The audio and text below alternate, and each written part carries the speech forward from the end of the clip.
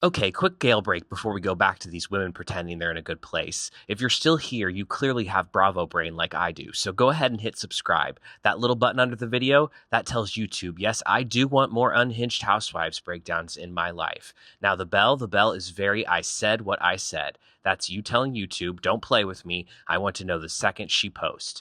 Tap it so you're not the last one at the party asking, now how did I get in it when everyone's already in the comments? Beverly Hills is back. We've got fraud alerts, annulments, and Aspen confessions. It's the price of divorce. Let's get into it. In the Hamptons, Dorit FaceTimes Phoenix and we get a PK jump scare. Rachel staggers downstairs, wrecked, layering Tylenol, B12, biotin, eye mask, and sunglasses, a Goop hangover kit. Kyle is in Zara, feeling fresh and smug because she left early and didn't drink, sober but never subtle. Rachel sports vintage Dior earrings and assures us not everything she owns is designer. You can practically hear the LVMH stock price get nervous. They head out for retail therapy. Dorit cycles through headbands, hats, and matching sets, while Rachel amps her up. Such a vibe. Such a vibe. Such a vibe. Dorit fully leans in to dress up as a coping mechanism, but frames this as responsible chaos. I still can treat myself. A fair amount. And maybe more than a fair amount. Rachel meets Kyle next door, while Dorit checks out. Her card declines. It's called a fraud alert. Thank you so much for everything. Take care. Thank you. And it's not because of my spending. It's because I'm 3,000 miles away from my home. Back at the house, Kyle wants to talk to Dorit, but is scared of the response. So she does the Housewives classic, FaceTime someone else to talk about her instead. Boz picks up from San Diego. Kyle runs through Dorit's weekend stats. Late to the airport, no passport, no real ID, and now a $5,000 shopping spree. She wonders if what they're seeing is manic energy or anxiety-driven OCD. Boz connects the hypocrisy dots. Kyle should actually take her own advice about how she's talking about Dorit's personality. Sutton meets Jennifer Tilly at a beachside restaurant haunted by 2016, the last summer she, Christian, and the kids spent together before he moved out. Sutton is explaining why the annulment she knew was coming still knocked the wind out of her.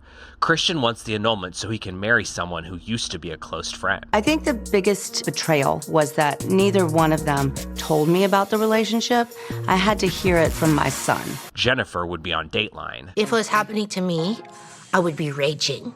I mean, raging. Across town, Erika sits down with Dr. Jenn. She lays out the numbers, an upcoming trial for $25 million and a $10 million tax bill. And then she revisits her conversation with Denise. Dr. Jenn is proud of Erika for being open and drops the kind of truth we rarely see on Bravo. There's no future where everything is suddenly calm. You learn to live in the mess or you let it crush you. Back in the Hamptons, Rachel's parents arrive. 2 adults still in love. In this group, that's a prestige guest cameo.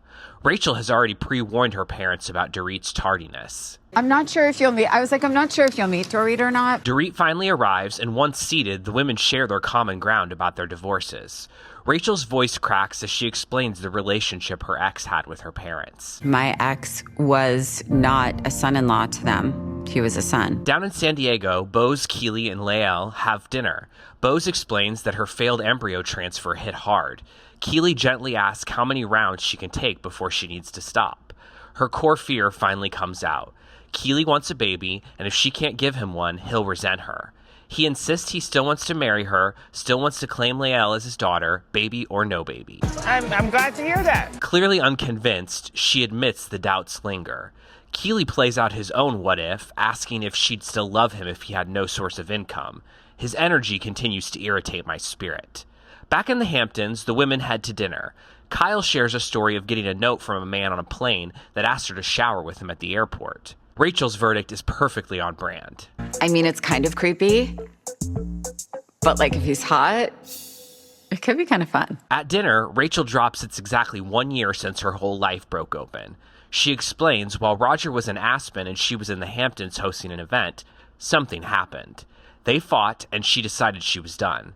When Kyle and Dorit push on what and how she found out, Rachel says it plainly. Well, he told me.